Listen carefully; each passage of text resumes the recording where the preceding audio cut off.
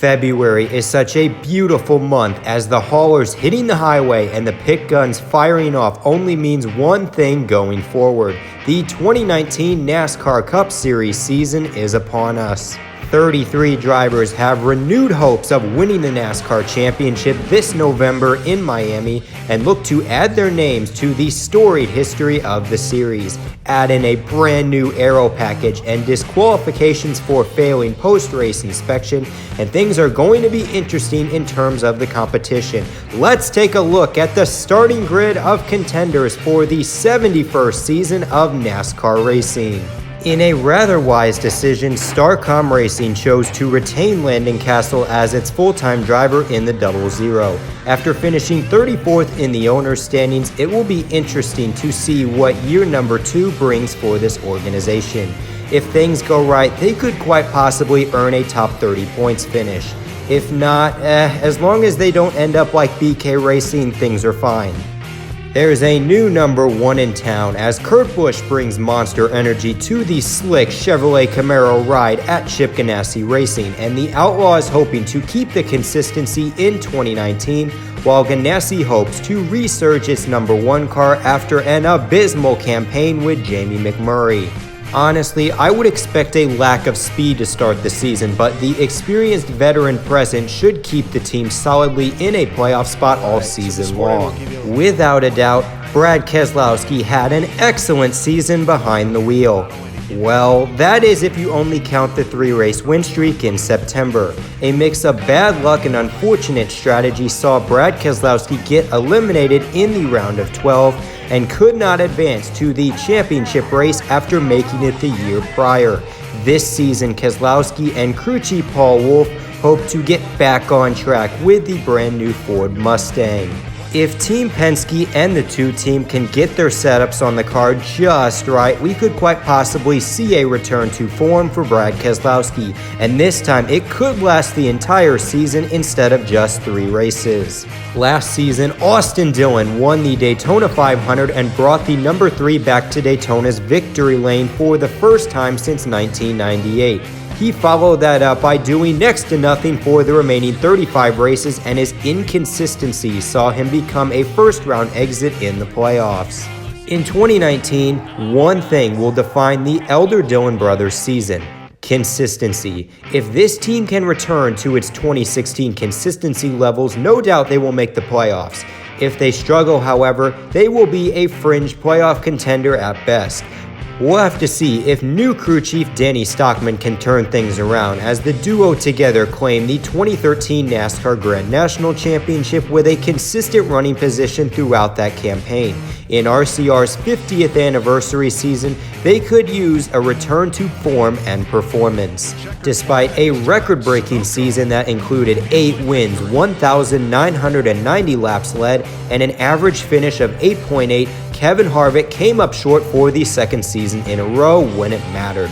Once again, Happy Harvick will be a favorite to claim his second NASCAR Cup Series title, and Rodney Childers returns atop the pit box for the Freaky Fast 14. One thing that could set the duo backward, however, is the brand new Ford Mustang. Something to watch for in the first half of the season is whether or not the Ford team and Stewart-Haas Racing can figure out the new body and contend and win races sooner than later. Like we saw last year, playoff points were crucial for Kevin Harvick, as he likely would have missed the championship without the added points after his L1 penalty. Now, while they won't be as dominant as last season, you will likely see the closer turn up the heat during the summer and have another solid season behind the wheel. The Rocket Man attempts to relaunch his career as he will drive the number 6 Oscar Mayer Ford Mustang for NASCAR's liquidation specialist Roush Fenway Racing. And it's a great move for both parties, as the veteran presence and the engineering degree that Ryan Newman has might help Roush gain a few tenths on the speed charts in Daytona. As long as a car doesn't land on top of him, this fresh start should consist of little to no issues in the long run, and we will see if Ryan Newman can put together a 2014 style run with Jack Roush. RCR's misfortunate legacy ride has a fresh new start for 2019 as Daniel Hamrick brings back the number 8 to the NASCAR Cup Series. While the driver from Kannapolis, North Carolina has never won a NASCAR sanctioned race, his consistency has crafted him into a solid driver behind the wheel.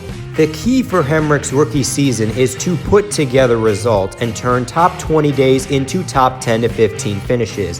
If he can overachieve in that aspect, he will contend for a playoff spot in September, no doubt.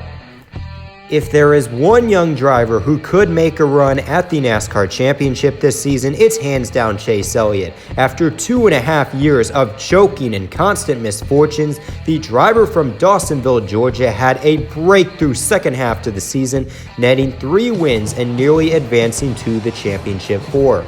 With year 2 of the Chevrolet Camaro as well as Alan Gustafson remaining on top of the pit box, the 9 team should hit the ground running once again when the green is out for the 500.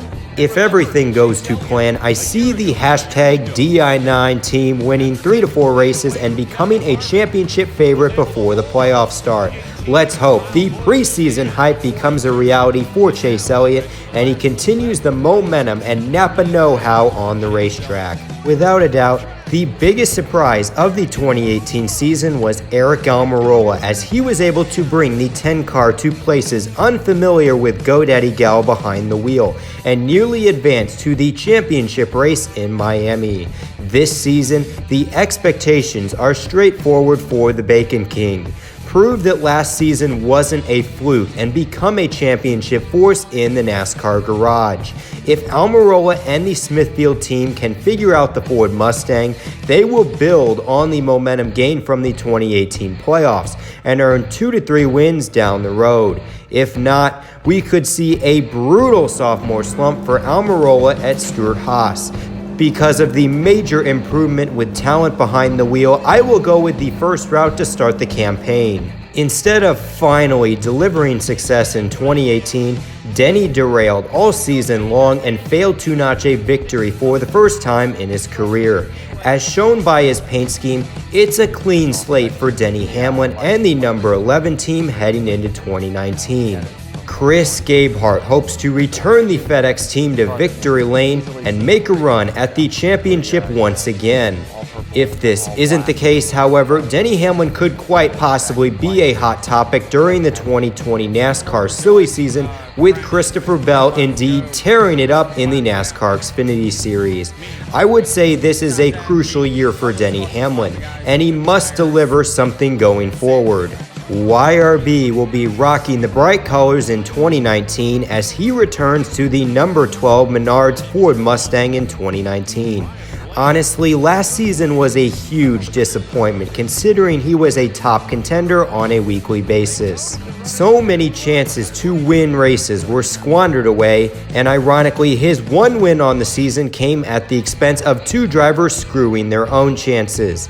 This season, Blaney needs to further develop the speed and performance on the track and indeed step up to the plate when the race is on the line. I see Blaney doubling his win count in 2019 with 3 seasons under his belt, and he should be a top contender for the title under crew chief Jeremy Bolins.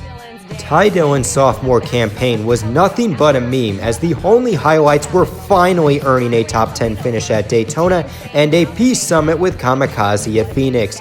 I expect more of the same from the younger Dillon brother in 2019. Much like Almirola, Clint Bowyer also has to prove his widely successful 2018 season wasn't a fluke. Right now, the 14 team is, I'd say, the 3rd best team at Stewart-Haas Racing, as Kevin Harvick and Aric Almirola both had more performance and speed during the playoffs.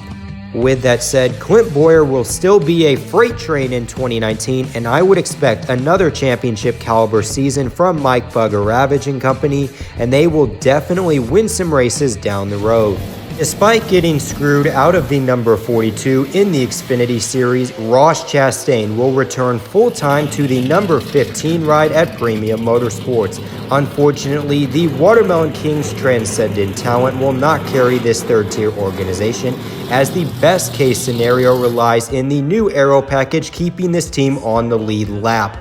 I'd like to pump some positivity into his Cup stint here in 2019, but it just isn't going to happen with this race team. Hopefully Chip Ganassi can find some money and Ross Chastain can take over that #1 car in 2020. If there's any driver in the NASCAR Cup Series who will benefit the most from the new aero package, in my mind it's Ricky Stenhouse Jr. He has made himself known for being an aggressive plate racer, and he isn't afraid to make a daring move for all the glory. The only problem to that mentality is when Stenhouse Jr. becomes too aggressive early in the race, and then he ends up igniting the Stenhouse Demolition Derby, just like we saw at Daytona last summer. Easily heading into 2019, the name of the game is patience for the driver from Olive Branch, Mississippi. Keep the front bumper clean for the first 2 stages and seize the moment when the race is on the line. If that ends up being the case, he could easily steal a win or 2 at a 1.5-mile track this season. I think this is going to be an improvement for Stenhouse Jr.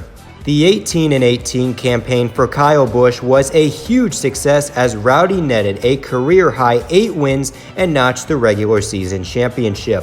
Unfortunately, the season ended with a mediocre performance at Homestead, and once again, the Candyman was a championship for bridesmaid. In 2019, the mentality for Kyle Busch and Adam Stevens should easily be championship or bust. Winning to Kyle Busch at this point is nothing, and it's truly the championships and historic events such as the Daytona 500 that will further his legacy in the sport of NASCAR. He should be a force for this championship fight once again, but he faces a new challenge at JGR. That would be none other than MTJ. His championship defense 2018 season was rather solid as he netted 4 wins for Furniture Row's swan song season.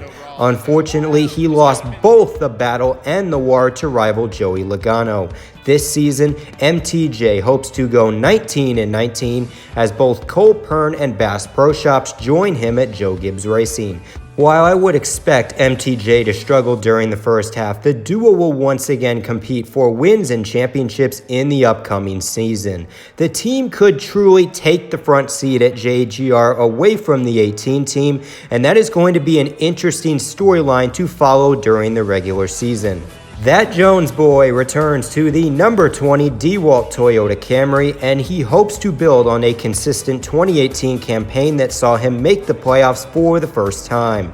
With the addition of stage winner MTJ, Erik Jones has 2 of the big 3 drivers as teammates, which will only help him develop into a solid contender. As the only likable driver at JGR, he should easily contend for some wins at Bristol, Texas, and a few other racetracks, and he should continue to develop with Chris Gale on top of the pit box. After a flaccid season behind the wheel, Paul Menard hopes to go hard behind the wheel of the iconic Wood Brothers 21.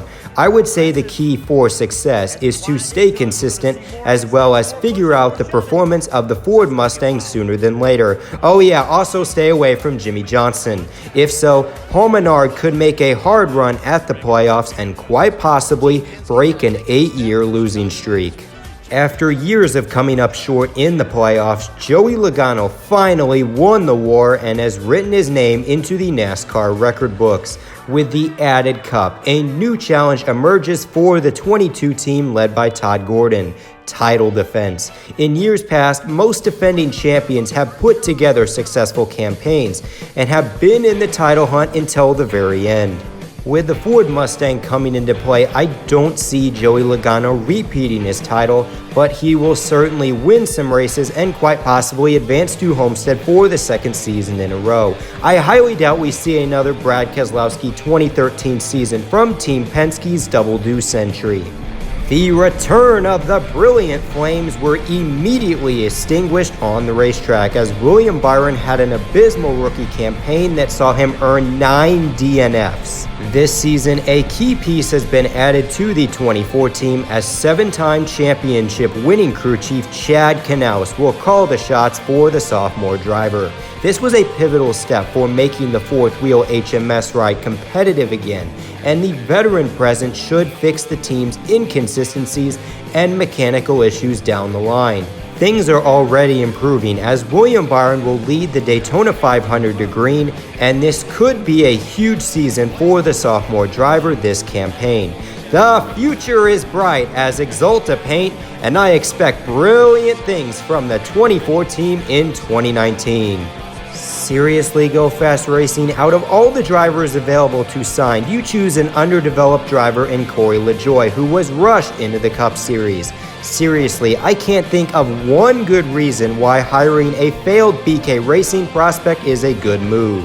Oh wait, that's right! Corey LaJoie was the perfect face to promote Old Spice and terrorize the competition in Daytona. Unfortunately, becoming a meme is the only way Go Fast Racing can stay relevant in the NASCAR garage. With an experienced crew chief in Drew Blickensderfer and a brand new aero package bunching up the competition, there's a lot to love from Michael McDowell and the 34 team next season.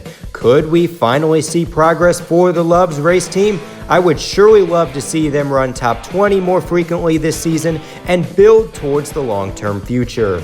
Matt Tifft makes the jump to the NASCAR Cup Series as he will pilot the brand new 36 entry, which was picked up from the BK Racing liquidation sale. At Front Row Motorsports, I see Tifft having a few solid runs, but nothing too special going forward. As long as he doesn't end up like Kevin Conway, things are good.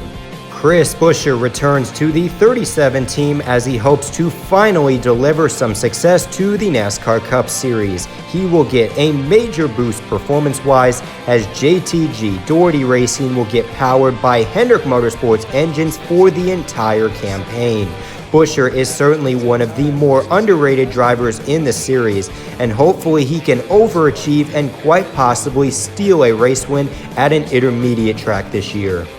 The 38 team remains the exact same in 2019 as David Reagan continues behind the wheel and Seth Barber remains on top of the pit box. With a new teammate and the Ford Mustang, this team could get lit in 2019 and quite possibly earn some quietly consistent finishes down the road. After 2 mediocre seasons at JGR, Daniel Suarez takes his 8 races worth of heiress money to Stewart-Haas Racing. Oh yeah, he's definitely a paid driver who only earned his career because of Carlos Slim's deep pockets.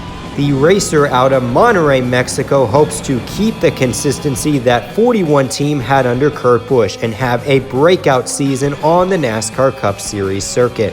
While he won't stun the world this season, expect Billy Scott and Suarez to heat up during the summer and make a surprise run similar to Aric Almirola last season. To put it nicely, Kyle Larson's 2018 season was a disappointment after the breakout campaign the year prior. Lots of fans, including myself, predicted a championship caliber season as the further development of Ganassi and the Chevrolet Camaro would lead Kyle Larson to the NASCAR Cup Series title in Miami. Instead, he put up a goose egg in the win column and was owned on pavement by the other Kyle and was owned on dirt by Christopher Bell. Choke. Honestly, I don't blame Kyle Larson fans for their frustrations over the years, as for a driver hyped up to be the next Jeff Gordon, 5 wins and 0 round of 8 appearances in 5 seasons is well below where he should be performing entering his 6th full-time campaign. In 2019, he will have veteran and 2004 NASCAR Cup Series champion Kurt Busch as a teammate, and hopefully he can truly prove that he is a transcendent talent in the sport and get some revenge on Kyle Busch and Christopher Bell come summertime. Start stacking the trophy cases high because Kyle Larson's gonna come back in 2019. With a lack of sponsorship and a last-minute crew chief hire, RPM is at the same stage Penny Enterprises was in late 2008. They are a handshake away from going out of business or completely merging with RCR. Bubba Wallace once again returns to the legacy ride known as the 43 and hopes to improve after an abysmal rookie campaign. Realistically, a top 25 points finish would be considered a successful season with the state of the organization right now, and unfortunately, another chapter to the 3 decades of misfortunes for the franchise after Petty seems evident. Ryan Preece will enter the NASCAR Cup Series in 2019, replacing AJ Allmendinger at JTG Doherty Racing. The driver from Hartford, Connecticut has certainly earned this opportunity as he has been exceptional behind the wheel of modifieds and Xfinity cars over the past few years. The 47 team improved a bit from last season, and like the 37 team, they will have Hendrick Motorsports power under the hood. While I don't expect anything earth-shattering, I would not be surprised if Ryan Preece can put together an above-average rookie season and quite possibly outperform competitor Daniel Hamrick. In my lifetime of watching NASCAR, I have never seen a greater downfall from grace than the 48 team over the past 2 seasons. Jimmie Johnson went from tying Dale Earnhardt and Richard Petty with his 7th NASCAR championship to an irrelevant winless campaign last season, with Chad Knaus, Lowe's, Ron Malek, and other major factors from the dynasty moving on. To start off the new season, the 48 has a brand new look with new crew chief Kevin Meendering and sponsor Ally Financial funding all the team's races. And no, my opinions on the car are still the same. In fact, let's take time to enjoy this juicy meme on this race car. You think this is funny? In a cosmic sort of way, yes. Well, Mr. Funny Man, is this how you get your sick kicks? What? It's just an ordinary crabby. Oh my goodness! Squidward! Anyways, back to Jimmie Johnson. While he looked good during the Las Vegas test session and he won the Clash last weekend, I am still skeptical about this 48 team going forward. Kevin Meendering was a consistent crew chief at Junior Motorsports, but oftentimes his number 1 team was the 2nd to 3rd best operation in the stable. While I want to see Jimmie Johnson return to past glories, the days of the 48 team being the top team at Hendrick Motorsports are over. And on paper, this team I would say is the 4th best car within the organization. With that said, this is all speculation that the youth movement at HMS continues to grow as Jimmie Johnson continues to gradually decline over the next few seasons. Now watch as Jimmie Johnson becomes an ally with Victory Lane and he truly proves why he is the single greatest of all time and to never count out the 48. 7-time champion Jimmie Johnson. The showman returns to the number 88 as Alex Bowman and Greg Ives hope to continue the momentum after a surprising 2018 campaign. One thing to watch is whether or not the 88 can gain speed on the racetrack and start competing for wins on a weekly basis. Alex Bowman needs to start leading laps and contending just like Chase Elliott did in 2016 so he can claim his first career win sooner than later. We'll see if speed and performance can join nationwide on Alex Bowman's side, and if things go right, he could have a decent campaign with a long playoff run this fall. NASCAR's meme king, Matt DiBurrito, will finally get a golden opportunity to showcase his talent as he will pilot the number 95 for Levine Family Racing, which gets full support from Toyota and Joe Gibbs Racing. They also get Daytona 500 winning crew chief Mike Wheeler on top of the pit box. This could easily be the under-the-radar team in the NASCAR Cup Series garage, and it wouldn't surprise me if the organization makes a run at the playoffs. After 2 abysmal starts in the number 97, Tanner Berryhill returns to the newly formed Okaiba Racing, which is the first African-American owned team in NASCAR. Unfortunately, things aren't off to a hot start as the team decided to pull out of the Daytona 500 2 days after they announced the sponsor for the event. Yeah, things are already puzzling for this starter team, and they could quite possibly become the next BK Racing. 33 drivers, 16 playoff positions, and 26 races of chaos and mayhem in between. Who will be competing for the NASCAR Championship in September? With the brand new aero package, I expect an increase in winners, but it will not be enough to fill the entire bracket. With 4 wins, I have both Chase Elliott and Kyle Busch at the top of the playoff grid, with Kyle Busch once again claiming the regular season championship. Kevin Harvick will struggle with the Ford Mustang early, but he will rebound and win 3 races in the second half of the regular season. Joey Logano, Aric Almirola, Ryan Blaney, MTJ, and Erik Jones will all net 2 wins apiece and become top contenders once the playoffs start. In addition, I have Brad Keselowski, Clint Bowyer, Kyle Larson, Alex Bowman, and Chris Buescher earning wins before the playoffs. Yes, you heard that last driver correctly, as with the Hendrick power under the hood as well as the new aero package bunching up the competition, the 37 team will steal a win at more than likely Michigan or Kentucky. That leaves just 3 drivers advancing in on points, as Daniel Suarez, Kurt Busch, and William Byron all stay consistent enough to make the big show. Austin Dillon, Denny Hamlin, Ricky Stenhouse Jr., and Matt DiBenedetto will be the first 4 drivers out on points, but will make it a close battle during the summer. As for the Daytona 500, the Great American Race, Aric Almirola will find redemption and hoist the Harley J. Earl Trophy on Sunday night. If these predictions are wrong, I doubt it can get any worse than my Daytona 500 pole prediction. With that said, it's time to go racing and get the 2019 NASCAR Cup Series season underway. So anyways, this is NRF signing out, and just remember, life's a beach and then you drive.